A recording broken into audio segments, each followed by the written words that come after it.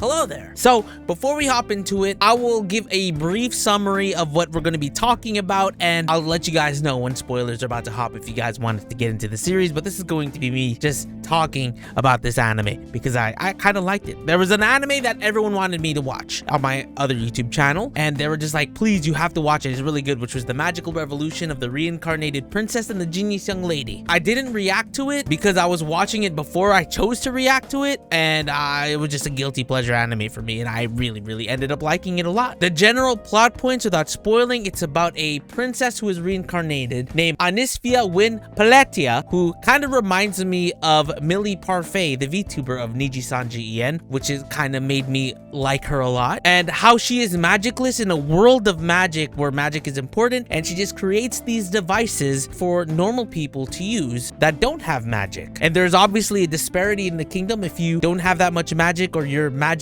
you're just in the bottom of the barrel. Typical magic anime like stuff. And she ends up meeting Euphilia, or Yuffie, who is engaged to her brother Algard, and you know, things just don't work out, and then Euphilia ends up teaming up with Anisfia with making these devices, and then the whole Yuri thing happens. First of all, I want to say the animation was fantastic, the fight scenes were epic, and the emotions were fully there. Okay, now spoilers. So go watch it if you haven't, and just come back. Bro, this anime was crazy, dude. When they finally kissed that last episode, I was like, thank freaking God, bro. This anime is kind of like being blue balled. Like, are they gonna kiss now? Are they gonna make out? Of course it happens in the last episode, but it just felt so good. It was like I was getting kissed. You know, Yuri anime is fantastic for its own reasons, right? I mean, we all like the Yuri stuff. Whether if you're a Yuri enjoyer or you're a BL enjoyer, we all come together.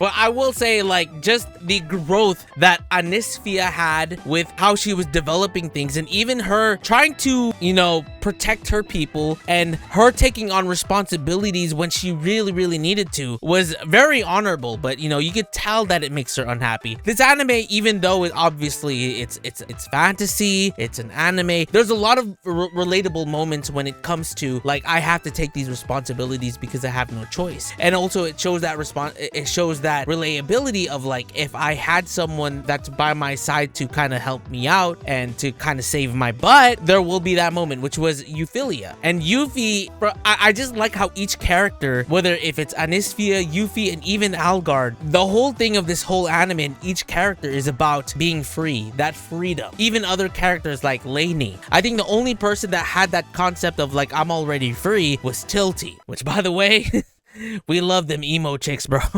Them dark gothic chicks, bro. Beautiful. Tilty. Nice. But with everyone else, it's like they were trying to figure it out, right? I kind of felt like Anisfia was very free in the beginning, but when she had to take in those responsibilities, obviously her freedom was slowly deteriorating. But Yuffie was trying to figure out her own freedom, and same thing with Algard and Lainey. But mostly I feel like the emphasis a lot was on Euphilia. Even though Anisfia was like the main character, I felt like a lot of the plot points followed Euphilia, mostly focused on Euphilia's emotions and how she's going to take in everything, and what happens to her with her deciding that she is going to become the queen.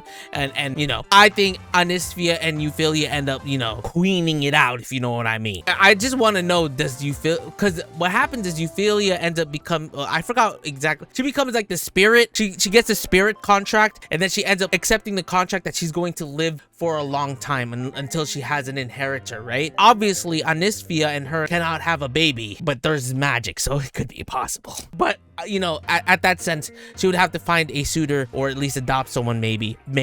On top of that, there's a few holes that I wish were more completed. Like, for example, when Anisfia had the dragon blood tattooed on her back, which was badass, by the way. And you know, we didn't get much of anything after that. Like, it was just, she got the tattoo, she gained these powers. You know, sometimes the dragon blood would kind of, like, you know, take over her body. And that fight with her brother was pretty cool, dude. That was a really intense and amazing fight. But other than that, we didn't really get much, you know. So I don't know what else happened. I kind of felt like it was just thrown at us, and that's that. Unless I'm missing something. I liked it either way. It was a really good anime.